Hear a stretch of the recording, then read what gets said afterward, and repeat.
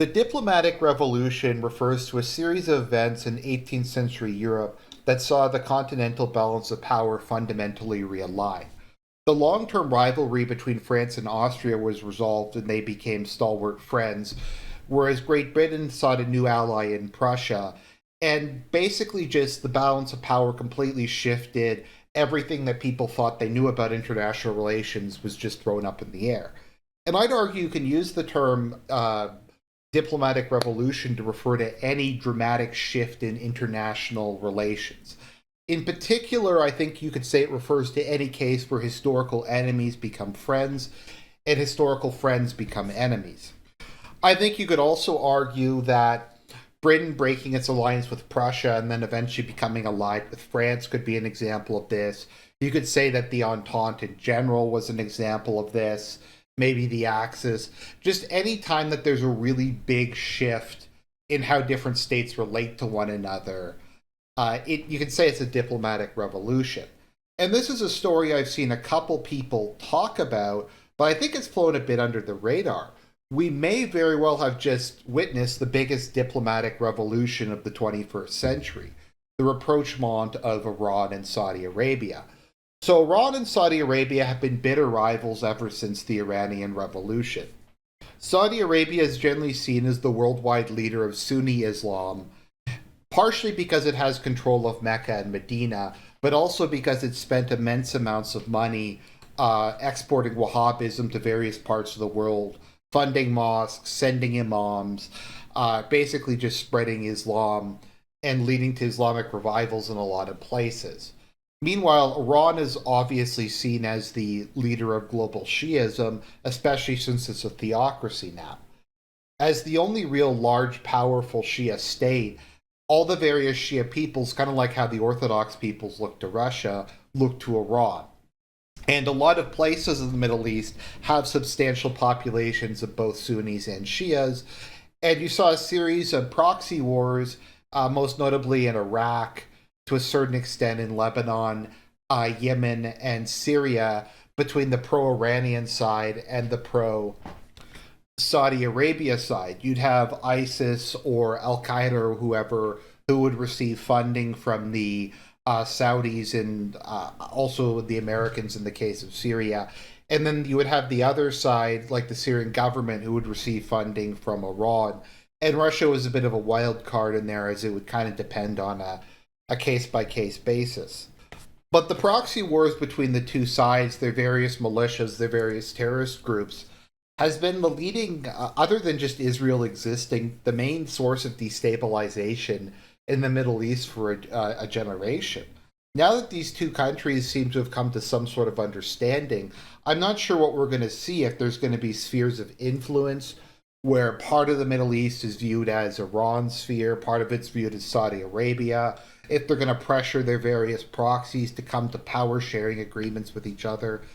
I think this, along with Turkey starting to play ball and Russia getting involved, could be a sign that a lot of these long-standing conflicts in Iraq, Syria, Yemen are finally going to come to an end because the various powers backing the different sides are no longer directly fighting one another.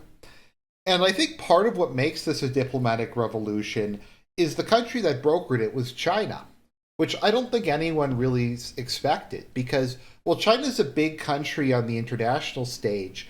When you think of international diplomacy, you generally will think of European countries, maybe a country like Brazil or something, South Africa, and Russia. You don't really think of China as being this big global diplomatic leader.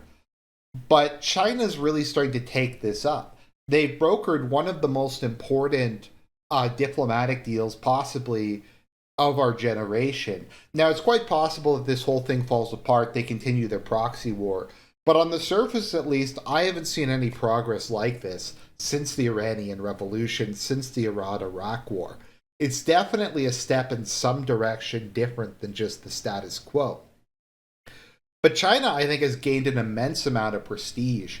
And not just prestige, but it can now portray itself somewhat correctly as we are the country of international peace. America divides and conquers. We bring people together. We didn't bomb either of any of the countries associated with this. We sat down, we dealt fairly with both sides, and now there's a peace deal between them. But I think China also did a good PR move when it offered to mediate the Russo-Ukraine war. From my understanding, is I think Russia agreed or was open to it, and Biden just told them to screw off and completely dismissed it. And I think that makes America look really bad, and it is kind of a PR win for China. And I think China is just winning the PR battle time after time after time. And this may be the first step into finally seeing China as a true rival to the US, not only in terms of economy or military, but on the political stage in terms of its influence, in terms of its soft power. China's been quietly gobbling up a lot of the third world through the Belt and Road Initiative and its deals in general. The US has somehow managed to alienate basically all of its traditional allies and friends since the end of the Cold War. And China's managed by and large to just stay a sleeping dragon, or rather, sorry, it's Crouching Tiger, Hidden Dragon. A hidden dragon, and just letting America continue to alienate everybody to screw up everything diplomatically possible. If your opponent's destroying themselves, you don't. It may not be. It may be a good idea to just stand aside and let them do it. Like the more dumb stuff the U.S. does, the more random wars they start, the more third world countries they conduct colored revolutions in and interfere with, the worse their global reputation is, and the more people start to look to China as a possible alternative. So I guess the question is, how did we get to this point? How did America screw things up so bad? Like there was so much goodwill towards the US after World War II, and there was so much goodwill to the US after the Cold War ended. Everyone wanted to be American, everyone wanted to be friends with America. The American dream was, in a sense, a global dream. Maybe not necessarily in terms of the form of government, but this idea of just being wealthy, of having all that power. A lot of people in a lot of countries look to America as the standard of living that they would have wanted. I don't think many people do that nowadays. I don't think the US is viewed as a good country or a helpful country or a country that builds bridges. I think first and foremost that the biggest issue is America has an foreign policy that's 100% ideological. International relations are necessarily amoral. That's not to say there aren't limits. That's not to say you do business with everybody. But to a certain extent, you have to always keep your options open. There's always a chance that a bigger enemy will rise up or something else will change, or you have to keep your options open. Sometimes the enemy of your enemy is your friend. Other times it's best to just kind of keep your options open and not really pick a side. The problem with what the US has done since the late Cold War to present is they took the perspective that either people had to not only do whatever they told them to do, but completely reform their society, abandon whatever their traditional form of government was, abandon whatever the traditional form of their religion was, their social structure, and embrace post World War II liberal democracy, specifically like the most radical elements of the 1960s. And if countries didn't embrace this, then the US would attempt to destroy them economically or politically or even militarily. Like for the first half of the Cold War, it was a pretty sweet deal to be one of America's allies. America was your sugar daddy. They'd give you money, they'd give you weapons, they'd protect you from the Soviet Union.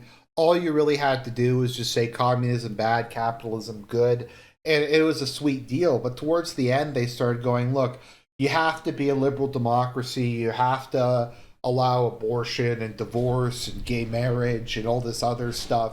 And it's just gotten exponentially worse. If you look at all the countries now that America has started like embargoing or doing sanctions against, like they're sanctioning Hungary now, even though Hungary is a member of NATO and the EU.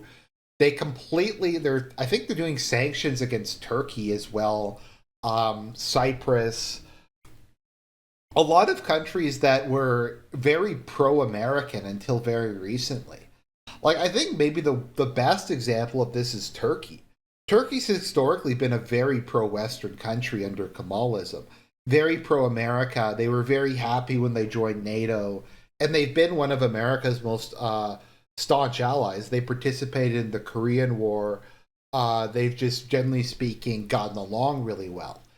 And the Americans basically just told them, "Screw you! You can't have your own form of government. You can't embrace Islamic conservatism. You can't have an independent foreign policy. You have to embrace like paused liberal democracy. You have to embrace the 1960s. And if you don't, then we're going to throw you under the bus on the international era. Um, we're gonna get angry at you if you kill or imprison journalists, even though we do the same thing all the time. Um, you got to do this, and we're just going to shit on you in the international sphere."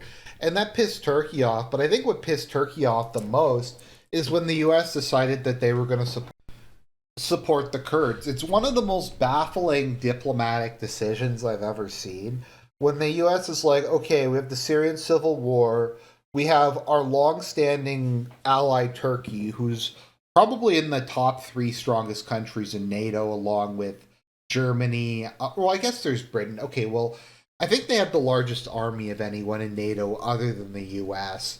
And they're very important as a bulwark against Russia because they at least historically shared a land border with the Soviet Union. But they were a reliable American ally. And the Americans were like, look, we're going to support like some random communists and whatever the weird feminist consociationalist thing that the Kurds came up with. We're gonna back them, even though they're like blowing stuff up in Turkey and they're a major security and political risk to Turkey's sovereignty. We're gonna tell Turkey to go f off, and instead we're gonna go with the Kurds. They're gonna be our allies. They're somehow going to make up for Turkey, and that pissed Turkey off a lot. And they just kept doing it, and they keep shitting on Turkey in the international arena. They keep backing like terrorist groups who are screwing with them. So Turkey is, I think, starting to drift more towards China and Russia, just because they're so irritated with what the U.S. is doing with them. And the U.S. is doing that with all their allies. They've started to turn on their Islamic allies and talk about human rights and how Saudi Arabia has to embrace feminism. And the Saudis arrested a journalist. Oh, I forgot. Right, the U.S. is also giving sanctuary to, I forget his name, but he's that cleric who's leading an anti-government movement that screws with Erdogan's regime. And they think that that's a good idea to give shelter to one of Turkey's biggest domestic problems. But yeah, they start to piss off Saudi Arabia too. Partially, all of these countries are going to necessarily be angry at them over their unconditional support of Israel and covering for any of the nonsense that Israel does when dealing with these various countries. But you saw all these scenarios where, like, after the Arab Spring, some Islamist governments that were maybe more pro Saudi Arabia were coming to power, and then the U.S. turned on them, and then they got overthrown, and then there was another round of civil wars. And I think Saudi Arabia is just like these guys have no idea what they're doing. The longer time's on, the more likely it is that they're going to turn on us, that they're going to throw us under the bus. Maybe they're going to invade us to impose feminism or something like that, and forcibly change our political system, like they have with so many countries. Maybe there'll be, I don't know what the Emerald Revolution, the Sand Revolution, the Camel Revolution, whatever the colored revolution that they would impose on Saudi Arabia. And this just continues with any of the military dictatorships or even somewhat conservative regimes that America was allied with. They just gone to them one after another, publicly, like, just shit talk them in the international sphere, and tried to use economic pressure, even try to overthrow them using colored revolutions. So I think, like, one of the biggest things I think you have to keep in mind when it comes to politics, and especially international relations, is at the end of the day, all you have is your word and your reputation. And if your reputation is anyone who doesn't do what you tell them to do, you're going to try to completely and totally destroy, people aren't going to want to work with you. They're not going to like you. They're going to go, okay, well, China might put us in like a debt trap and they might take our natural resources. But I mean, the US is doing that anyways. And China won't force us to like adopt um, drag queen story hour as a matter of international foreign policy. So let's give China a shot. I think China also, at least in its approach, pretends to take these countries more seriously as like adults, and they just do business with whatever the government who's in power is. They don't really, I think, concern themselves as much with, is this government legitimate? Is this government democratically elected? Is this government respect human rights? They don't really care. They just do business with whoever's in power and whoever can give them a good deal. So if you're one of the countries who are in that position, then yeah, China is probably a good place to go. The US is just kind of flailing around, striking at anybody who they view as being insufficiently socially liberal, who isn't committed to the globalist world order. Any country that imposes any kind of protectionism or, like I said, conservative social policies, or pursues a an aggressive foreign policy that's not aligned with whatever U.S. interests mean at this point in time. In particular, anything that harms Israel or anything that gets in Israel's way. And so we're at this scenario where we're at now, where the U.S. has pissed off basically everybody. They still have NATO left simply because the NATO countries don't have the weapons and aren't able to defend themselves without a U.S. security guarantee. So I don't think they like America. I don't think France likes America. I don't think Germany does. I don't think the UK does. But they don't have their own armies like maybe France does, but like the other countries don't have big enough armies to stand on their own. So they just kind of have to do what the US tells them to do. And they won't cut their welfare benefits to rearm. And it's just going to take too long and it's just hard. So they're just kind of like there. Um, who knows? Japan will probably go off on its own. They could be a great power grid if they wanted to. We'll see how hard. Like if America might very well start trying to force them to take to take third world immigration. I would not be surprised if they start like they try to do a color revolution in Japan at some point. So they allow immigrants from the Philippines and Indochina and maybe even Africa, and they try to impose that on them.